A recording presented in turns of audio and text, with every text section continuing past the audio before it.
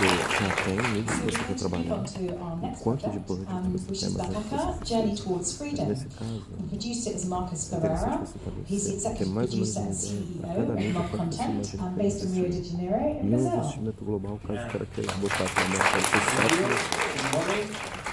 Well, the name of the project is Baquaqua. It's kind of hard to say.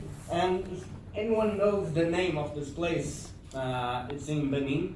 The name of this place is the Point of No Return. It's based on what they call the route of the slaves. And it's not very hard to imagine why this place is called the Point of No Return.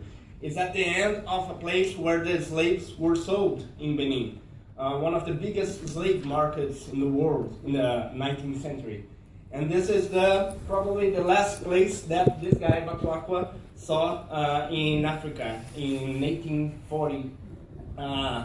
His story is very curious because he basically was kidnapped and was sold to Brazil. And he had a very rich story. He kind of traveled a lot for a guy of his century.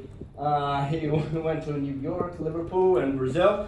But basically, he was kidnapped in Ouidah, Benin, and was sold to Brazil, where he worked in a farm. But he was a kind of a different slave because he knew how to read, how to write. So he lived in Rio. That's a picture, a painting of Rio in that age. And then he was sent to New York to send coffee. This is a picture of that time. And he founded the abolitionist movement running very strongly in the United States. So he got help to escape, and then he ran away to Haiti, and then to Canada, where he became the first slave who wrote his own biography, the slave who lived in Brazil and wrote his own biography. It's a kind of culture, but we don't have a similar case in other places, in other slaves who lived in Brazil.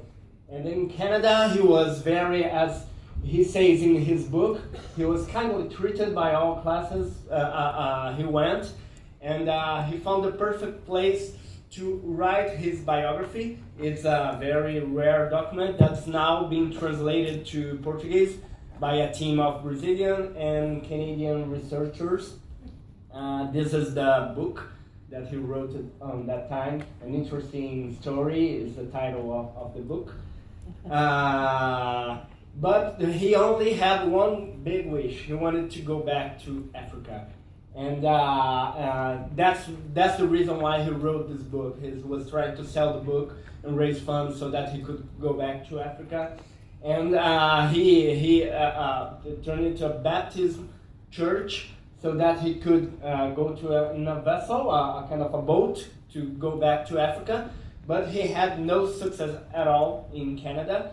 So at one specific time, he went to Liverpool, where there was plenty of more missions to Africa. And but when he left to Liverpool, no one knows what happened to him. Some say that he became a beggar. Some say that he died. Some say that he was deported to Australia. No one knows. But probably there's a team that believes that he managed to go back to Benin. This is a picture of Benin. So basically the project shows 5 chapters of his life. Part of it using the book that he wrote, and part of it is a live story. It's a research that's been done now by this team of researchers. In the iPad app, we are kind of mix documents of the real documents and actual footage of this research. In Canada, United Kingdom, Brazil, and Africa. And we are developing a VR app that will show how these countries are dealing with immigrants right now. This is the team of the researchers. The first one is the Brazilian one. The other ones are from Canada. And that's the documentary will show, for example, the college where Baquaqua went in New York. This is the place. Liverpool. We'll try to find his steps. And we're going back to Benin.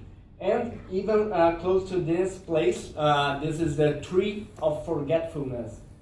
There was a legend that says that after slaves were sold, they had to give 9 turns around this tree so that they could forget their past and their names and so on. And no one knows if Baquaqua, in fact, forgot his past and his name.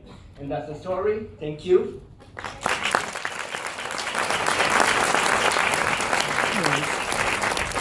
What stage of development are you at? And and what are you looking for at the Pixel Market?